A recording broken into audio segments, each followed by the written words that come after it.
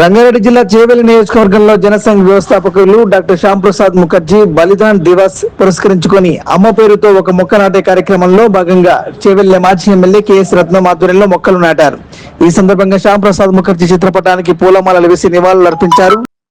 ఈ చెట్లు నాటే కార్యక్రమానికి ఒక అద్భుతమైన నాయకత్వం, ఈ దేశ సమగ్రతకు సమైక్యతకు పోరాటం చేసిన మహానాయకుడు శ్యామ్ ప్రసాద్ ముఖర్జీ గారు బలిదాన్ వర్ధంతి కాదు బలిదాన్. ఆయన ఈ దేశం కొరకు తను బలిదానం ఇచ్చినాడు.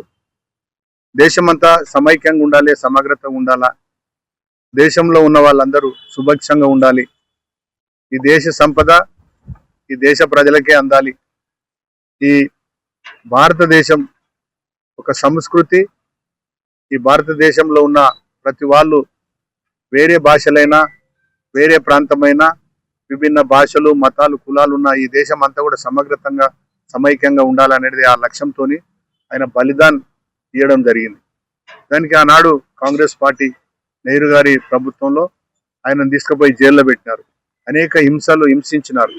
కానీ ఆ రకంగా కాకుండా ఇవన్నిటిని కూడా మర్చిపోయి ఇలా భారతదేశం అంతా కూడా ఏకం కావాలనే ఒక లక్ష్యంతో ఇలా నరేంద్ర మోడీ గారి నాయకత్వంలో ఇలా బ్రహ్మాండంగా భారతదేశం ముందుకు పోతా ఉంది, ఆర్థికంగా ఎదుగుతా ఉంది.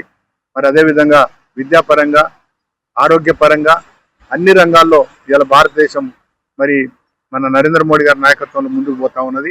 అందులో భాగంగానే ఈరోజు ఒక మంచి ఎన్విరాన్మెంట్ ఉండాలా, దేశ ప్రజలందరూ కూడా బాగుండాలనే లక్ష్యంతో ఈ చెట్లు నాటే కార్యక్రమాన్ని వారు తీసుకోవడం జరిగింది.